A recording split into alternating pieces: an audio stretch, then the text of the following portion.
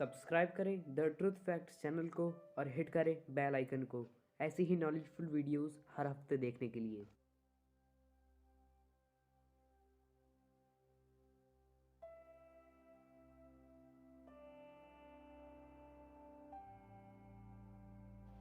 यदि आप वास्तव में बहुत बारीकी से देखोगे तो आप पाओगे कि रातों रात मिलने वाली अधिकतर सफलताओं में बहुत लंबा समय लगता है। ऐसा कहना है एप्पल कंपनी के को फाउंडर, मैकिंटॉश कंप्यूटर और नेक्स्ट पिक्सर कंपनी के निर्माता, एक बेहद सफल अमेरिकन बिजनेसमैन और दुनिया के सबसे बड़े एंटरप्रेन्योर रहे सर स्टीव जॉब्स का। यह वीडियो एक बेहद मोटिवेशनल वीडियो होगी, तो अंत तक बने रहिएगा।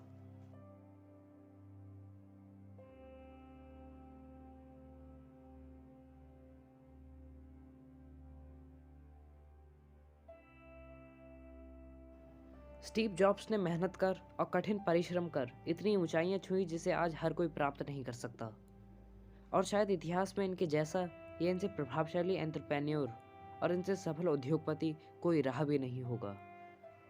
आज चाहे एप्पल और नेक्स्ट पिक्सर कितनी भी ऊंचाइयों पर पहुंच गई हों, लेकिन इनकी शुरुआत बहुत संघर्ष और कठिनाई से हुई थी।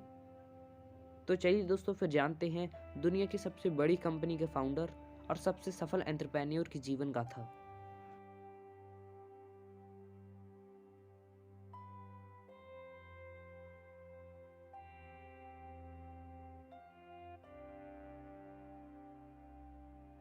सर स्टीव जॉब्स का जन्म आज ही के दिन मतलब 24 फरवरी 1955 को यूएसए के कैलिफोर्निया शहर में हुआ। स्टीव की असली माँ कॉलेज में पढ़ने वाली एक अनमैरिड गर्ल थी। दोस्तों, वो कॉलेज में पढ़ती थी, इसलिए उन्होंने ये तय किया कि वो स्टीव को किसी परिवार को गोद दे देंगी। और दोस्तों, उनके जन्म के कुछ दिनों बाद ही उसी शहर में रहने वाले पॉल जॉब्स और कार्ला जॉब्स ने उन्हें एडॉप्ट कर लिया। आपको बता दें कि पॉल और कार्ला जॉब्स एक मिडिल क्लास फैमिली से बिलोंग करते थे।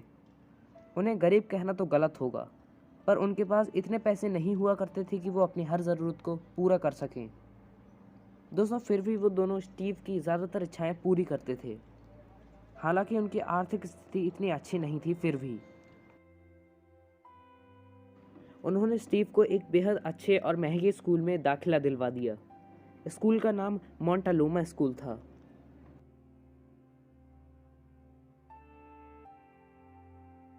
जब उनकी स्कूल लाइफ ख़त्म हुई तब उन्होंने ओरेगन के एक कॉलेज में दाखिला ले लिया। जैसा कि मैंने आपसे अभी कहा था कि वो मिडिल क्लास फैमिली से बिलोंग करते थे, फिर भी उन्होंने उस वक्त के सबसे महंगे कॉलेजेस में से एक में दाखिला ले लिया, जो कि उनकी सबसे बड़ी गलती थी। इस कॉलेज की फ़ीस इतनी ज़्यादा थी कि आप आज भी अनुमान नहीं लगा सकते। उनके माता पिता की सारी सेविंग्स उनकी फ़ीस जुटाने में ही लग जाती थी, फिर भी फीस नहीं जुट पाती थी। इसीलिए स्टीव जॉब्स ने कॉलेज ड्रॉप आउट करने का निर्णय ले लिया। दोस्तों, वो कहते हैं ना कि जो भी होता है अच्छे के लिए होता है। हालांकि यह समय उनके जीवन का टर्निंग पॉइंट साबित होने वाला था, पर उन्होंने अपनी मृत्यु से कुछ दिनों पहले ही स्टैनफोर्ड यूनिवर्सिटी के मंच पर कहा था कि यह समय उनके जीवन का सबसे अच्छा पल था।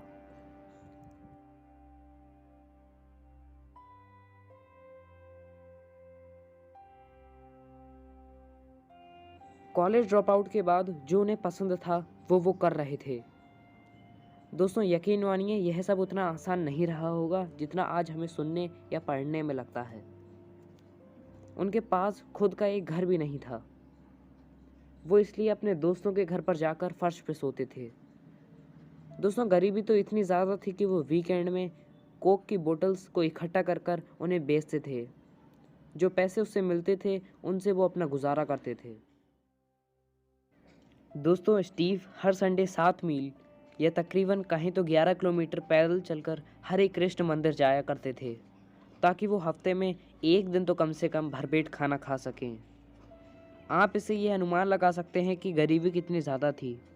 उनके पास सही से खाने के लिए भी पैसे नहीं थे।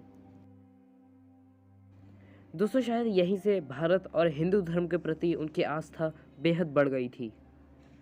वो भारत में रहने वाले नीम करौली बाबा के एक बेहद बड़े भक्त हो चुके थे। इसीलिए 1974 में वो अपने मित्र डैन कॉटके के साथ भारत यात्रा पर आए।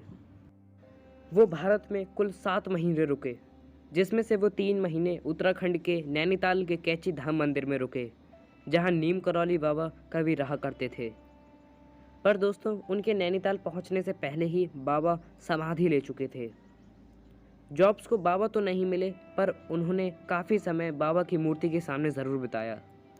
वो नीम करौली बाबा के एक बेहद बड़े भक्त थे। उनसे उन्हें काफ़ी प्रेरणा मिली थी।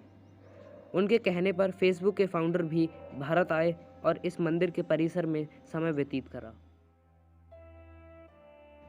सर स्टीव जॉब्स बताते थे कि वो यहाँ से जाने के बाद काफ़ी अच्छा महसूस करते थे। यहाँ से लौटने के बाद उन्होंने रीड कॉलेज में एडमिशन ले लिया। उस समय का वो बेस्ट कैलीग्राफी सिखाने वाला कॉलेज था। स्टीव जॉब्स ने कैलीग्राफी बहुत अच्छे से समझी और उस पर काम भी करना सीखा। उन्हें पता नहीं था कि ये भविष्य में किस चीज़ पर काम आएगी, पर उन्होंने उसे मन लगाकर सीखा। ठीक 10 साल बाद उन्होंने अपने पिता के गैरेज में मैकिन्टॉश कंप्यूटर बनाने पर काम शुरू कर दिया। उस समय जॉब्स की कैलीग्राफी बेहद काम आई।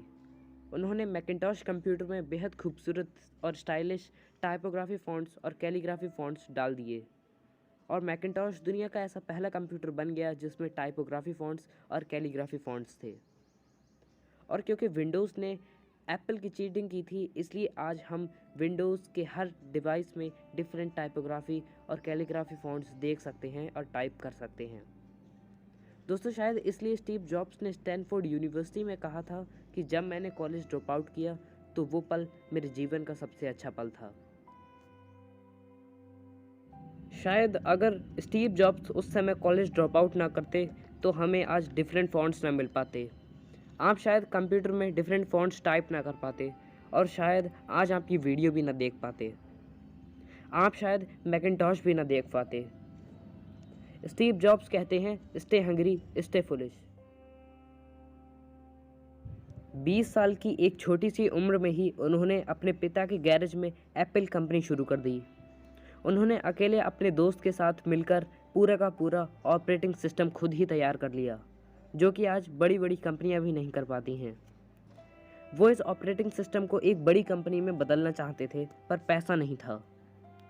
उनकी यह समस्या उनके एक दोस्त माइक मरकुल्लाह ने हल कर दी, जो बाद में एप्पल के दूसरे सीईओ बन गए। और कुछ समय बाद ही उनकी मेहनत रंग लाई। एप्पल कंपनी कुछ समय बाद $2 बिलियन और 4000 कर्मचारियों की एक दुनिया की सबसे बड़ी कंपनी बन चुकी थी। स्टीव की खुशी ज़्यादा दिन नहीं टिक पाई। उनकी अपने दोस्त से कहासुनी हो गई और कुछ दिनों बाद एप्पल कंपनी बैंकरप्ट हो गई। बात एप्पल के बोर्ड ऑफ डायरेक्टर्स तक पहुंच गई और 1985 में उन्हें अपनी ही कंपनी से निकाल दिया गया। दोस्तों, यकीन करना बेहद मुश्किल है कि हमें अपनी ही कंपनी से निकाल दिया जाए। उनके जाने के बाद कंपनी और कर्ज में डूब गई। कुछ सालों बाद स्टीव जॉब्स ने नेक्स्ट और पिक्सर नाम की एक और कंपनी खोली जो एनिमेशंस पर काम करती थी। और कुछ दिनों बाद एप्पल कंपनी और भी बैंकरप्ट हो गई। एप्पल के बोर्ड ऑफ डायरेक्टर्स ने स्टीव से कंपनी में वापस आने के लिए कहा, और 1996 में एप्पल कंपनी में वो वापस आ गए और एप्पल के सीईओ बन गए। एप्पल ने कुछ समय बाद नेक्स्ट और पिक्सर को भी खरीद लिया। 1998 में उन्होंने iMac को भी लॉन्च कर दिया और फिर कई प्रोडक्ट्स भी लॉन्च कर दिए।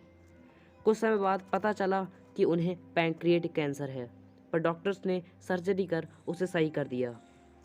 स्टैनफोर्ड यूनिवर्सिटी में एक स्पीच में उन्होंने कहा कि नेक्स्ट पिक्सर दुनिया की सबसे सफल एनिमेशन स्टूडियो है। नेक्स्ट पिक्सर की एक एनिमेटेड फिल्म टॉय स्टोरी बहुत प्रसिद्ध एनिमेशन फिल्म है। यदि आपने इसे ना देखा हो तो अवश्य देखें। ये दुनिया की सबसे पहली कंप्यूटर एनिमेटेड फिल्म थी। आज इसके काफ़ी सारे पार्ट्स भी लॉन्च हो चुके हैं। दोस्तों, बेहद दुख के साथ कहना पड़ रहा है, पर 5 अक्टूबर 2011 को अचानक से स्टीव जॉब्स की मृत्यु हो गई। लोग आज भी इन्हें अपना आइडल मानते हैं, जिसमें से मैं भी एक हूँ। स्टीव जॉब्स कहते हैं, तुम्हारा समय सीमित है, इसलिए इसे किसी और की ज़िंदगी जीकर व्यर्थ ना करो। ये मोटिवेशनल वीडियो देखने के लिए आपका धन्यवाद। नमस्कार, धन्यवाद, वंदे मातरम।